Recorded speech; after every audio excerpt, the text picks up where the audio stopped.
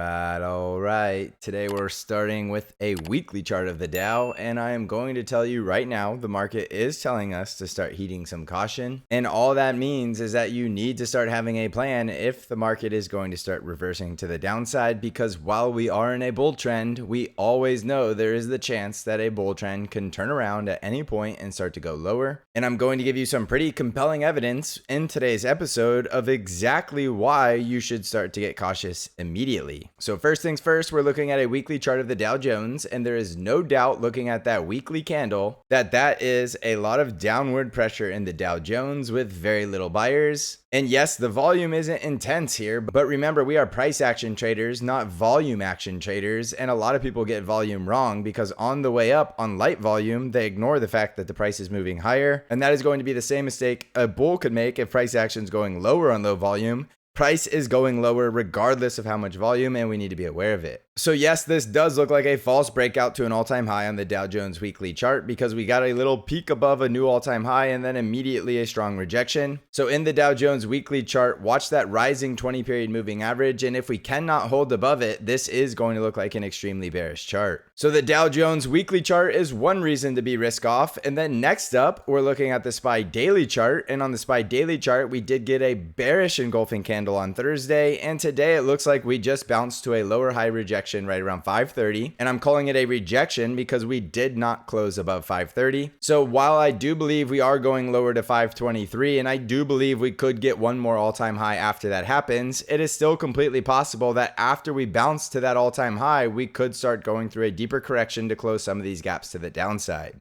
So again, the easiest thing I can tell you to do in SPY is simply just get risk off if we cannot hold above 523, because if we come down to 523 to close that gap and we slice right through it, then we're likely going straight to 512, and that is why I'm telling you it is a risk off market if we break down below 523. So risk off means if you're a bull, you are reducing long exposure, and if you're comfortable shorting and you understand how to short properly, then you can start shorting the market. But right now, this is still a bull trend, which means you should not assume just because I'm saying you need to be cautious that means you go sell every long position that you owned and start heavily shorting the market. That is not what caution means. Caution means be prepared for something that could happen. It doesn't mean it is going to happen. So do not hear me saying be cautious as go sell every long position that you own. There's no way we can go higher and you need to start shorting the hell out of the market. That is not the message that I'm trying to deliver. I am strictly informing you that we are getting price action that is telling us things could be going lower. And around here, we let the price action do all the talking. So while we still do have a bull trend, we cannot ignore that weekly Dow Jones candle and the bearish engulfing candle on SPY. So I'm going to make it very simple for you. Bullish while we're above 523, risk off below 523, and I'm not going to say anything more than that because that's really as simple as it needs to be. On the NASDAQ 100 triple Qs, we were up 0.95% on Friday, and you can see just like SPY, we had the bearish engulfing candle on Thursday, and it's very possible this is just a lower high bounce before we continue lower towards a gap fill right around 446.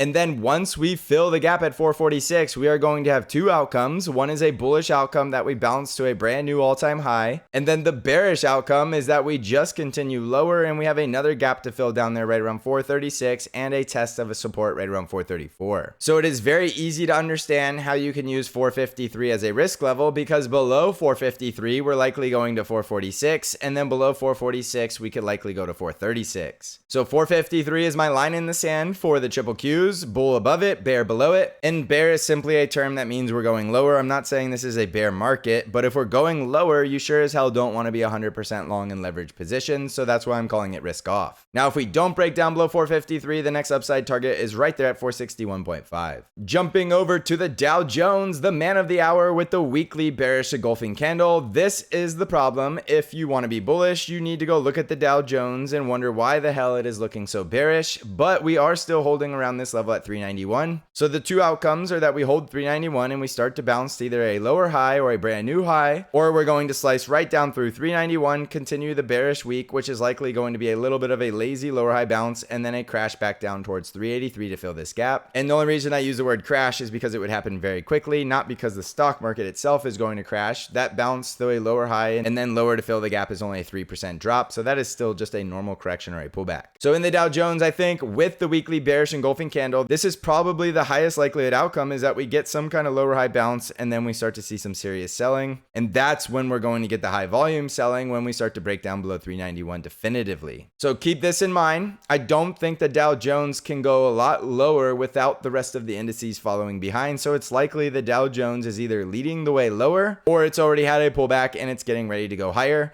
But because I respect the weekly chart so much, I think the highest probability chance is what I just drew here. On the Russell 2000 IWM ETF, we were up 1.11% on Friday, and you could see we did get a bounce off of the 50 EMA, and we are above this risk level at 203. So in the small caps, I think it's really just as simple as staying risk on while we're above 203 and get risk off below 203. So above 203, we could still go to 210 and 214, and then if we break down below 203, we're looking for a gap fill at 200. On the ARKK ETF, we were up 1.77% on Friday, and we did hold above this support right there, right around 44, but we are still below 45, and I think below 45 it is still risk off of lower highs and lower lows in a bear trend. If we can get above 45 and about 46, then we can start looking to get a little more bullish, but overall this is still a bearish ETF. On the VIX, we were down 6.73% on Friday, and the VIX is still trading down below 12, which is historically speaking a very low fear market, which is what you are going to see in a bull market, not in a market that is fearful and going lower. But just like I showed you with the Dow Jones weekly bearish candle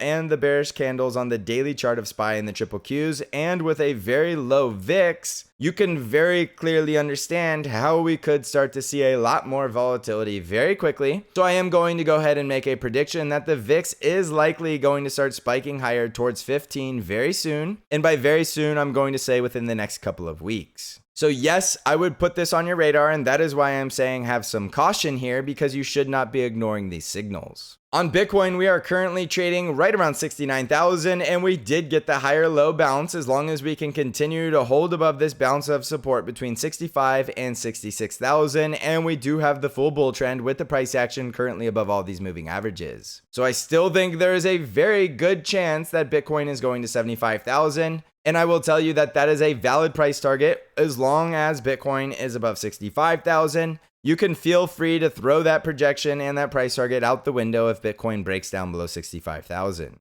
On Nvidia stock, we were up 2.57% on Friday, and we did break out above my price target at 1056, which means it's still possible we can continue to push higher. But as you can tell from my beautiful drawing here, I think we're going to get stuck in some sort of consolidation or bull flag, and I do think that could take us all the way out in through June. And this is exactly where we're likely going to start getting some kind of rejection if we're going to just go sideways and start to consolidate. However, while we're above 1056, it's likely we could go towards my next price target at 1089. On Tesla stock, we were up 3.17% on Friday, and we did hold that support at 173, and we did break back above all the moving averages. So in Tesla, you can stay bull above 173 and 167 and then just get risk off, because we're likely in a strong downtrend if we break down below those key support zones. But right now we're going higher, and yes, I do think Tesla can go higher while the indices go lower. So don't think for 1 second my arrow on Tesla is contradicting anything that I just got done saying about being cautious. This stock has not been moving with the indices at all, and there is very little correlation there. So it is very possible Tesla can do whatever the hell it wants to do. And that is probably going higher towards 207 while it's above 173. So just keep that in mind. And the next bull breakout will be above 185.